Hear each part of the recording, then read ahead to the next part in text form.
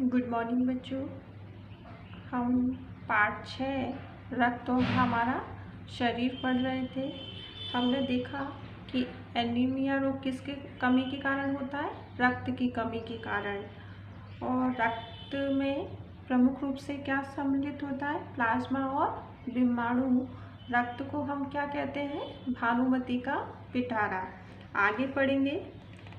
Slide देख मानो आश्चर्य से उछल पड़ा था अनिल। रक्त की एक बूंद में इतने सारे कण, इसकी तो वह कल्पना भी नहीं कर सकता था।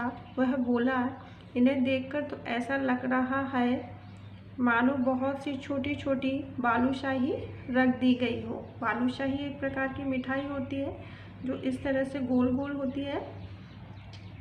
हाँ, दीदी बोली, लाल कण बनावट में बालूशाही की तरह होते हैं, गोल और दोनों तरफ से अवतल यानी बीच में दबे हुए। रक्त की एक बूंद में इनकी संख्या लाखों में होती है। मतलब जो लाल कण होते हैं वो रक्त की एक बूंद में इनकी मात्रा बहुत ज़्यादा होती है। यदि हम 1 मिलीमीटर रक्त लें तो उसमें 40 से 55 लाख कण मिलेंगे। यानी 1 मिलीमीटर रक्त में लाल कण कितने सम्मिलित होंगे? 40 से 55 लाख कण। इस कारण हमें रक्त लाल रंग का नज़र आता है। यानी रक्त हमें लाल नज़र क्यों आता है? लाल कणों के कारण। ये कण शरीर के लिए दिन रात काम करते रहते हैं। सांस लेने में साफ हवा से जो ऑक्सीजन तुम प्राप्त करते हो उसे शरीर के हर हिस्से में पहुंचाने का काम इन कणों का है। यानी जो लाल कण होते हैं वो क्या काम करते हैं? जो हम सांस लेते हैं ऑक्सीजन, उसको शरीर के हर हिस्से में पहुंचाते हैं। इनका जीवन काल लगभग 4 महीने होता है। 4 महीने के होते होते ये नष्ट हो जाते हैं, लेकिन एक साथ नहीं, धीरे धीरे, कुछ आज, कुछ कल, कुछ उससे अगले दिन। यानी ये लाल कण स्वतः ही नष्ट हो जाते हैं जब इनका जीवन काल समाप्त हो जाता है। 1 मिलीलीटर रक्त में लाल कणों की संख्या कितनी होती है? 40 से 55 लाख कण। लाल कण शरीर में क्या काम करते हैं? लाल कण शरीर में सांस लेने में जो हम ऑक्सीजन प्राप्त होती है उसे शरीर के हर भाग में पहुंचाने का काम करते हैं।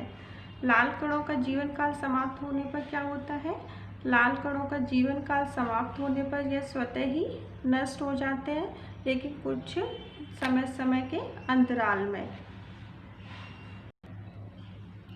तब तो कुछ ही महीनों में ये ख़त्म हो जाते होंगे, अलीन ने कहा।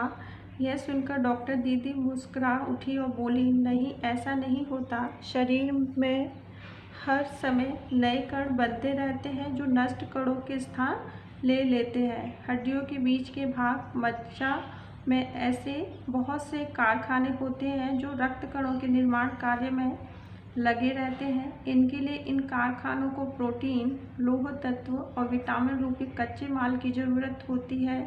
यह पौष्टिक आहार लेते हो, हरी सब्जी, फल, दूध, अंडा, गोश्त यानी मांस, ये तत्व युक्त मात्रा में होते हैं। यानी रक्त कणों के नष्ट होने पर क्या होता है? रक्त कणों के नष्ट होने पर हर समय एक कण, नए कण बनते रहते हैं जो नष्ट कणों के स्थान ले लेते हैं। रक्त कणों का निर्माण कहाँ होता है? हड्डियों के बीच के भाग मज्जा में। रक्त कणों के निर्माण के लिए कच्चा माल कहाँ से मिलता है हमें? कच्चा माल संतुलित और पौष्टिक भोजन से मिलता है जो इसके लिए प्रोटीन, लौह तत्व और विटामिन रूपी कच्चे माल की कमी को पूरा करता है।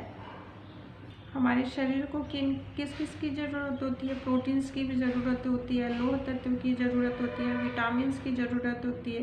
ये सारी चीज़ें हमें किस में प्राप्त होती है? खाने में। तो हमारा खाना कैसा होना चाहिए?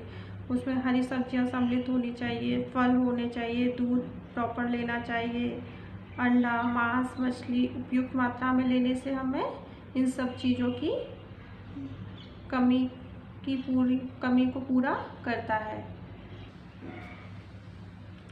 यदि कोई व्यक्ति उचित आहार ग्रहण नहीं करता तो इन कारखानों को आवश्यकता अनुसार कच्चा माल नहीं मिल पाता। नतीजा ये होता है कि रक्त कण बन ही नहीं पाते, रक्त में इनकी कमी हो जाती है। लाल कणों की इस कमी को हम क्या कहते हैं? एनीमिया। लाल कणों की कमी को क्या कहते हैं? एनीमिया।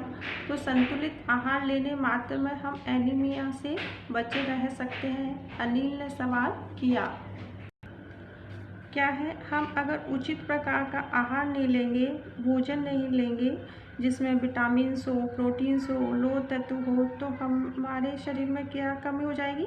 इन लाल कणों की, और इसकी कमी से क्या होगा? एनीमिया रोग हो जाएगा। तो क्या संतुलित आहार लेने मात्र से हम एनीमिया से बचे रह सकते हैं? अनिल ने सवाल किया। दीदी बोली, हाँ, यह कहना काफ़ी हद तक सही होगा। यो तो एनीमिया बहुत से कारणों से हो सकता है, किंतु हमारे देश में इसका सबसे बड़ा कारण पौष्टिक आहार की कमी है। इसके अलावा इस रोग का एक और बड़ा कारण है पेट में कीड़ों का हो जाना। ये कीड़े प्राय दूषित जल, खाद्य पदार्थों द्वारा हमारे शरीर में प्रवेश करते हैं। अतः इनसे बचने के लिए आवश्यक है कि हम पूरी तरह सफाई बनाए गए खाद्य पदार्थ को ही ग्रहण करें। भोजन करने से पूर्व अच्छी तरह से हाथ धो लें और साफ पानी ही पिए।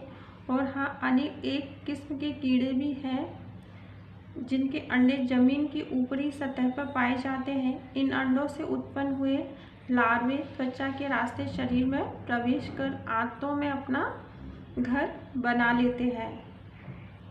लार्वे किसे कहते हैं? कीट शिशु को। इनसे बचने का सहज उपाय है कि शौच के लिए हम शौचालय का प्रयोग करें और इधर उधर नंगे पैर न घूमें। यानी हमें क्या करना चाहिए? साफ सफाई का ध्यान रखना चाहिए। सफाई से बना हुआ ही खाना खाना चाहिए। भोजन से पूर्व अच्छे से हाथ धो लेने चाहिए। दीदी, यह तो बहुत ही महत्वपूर्ण बात बताई आपने। अनिल बोला।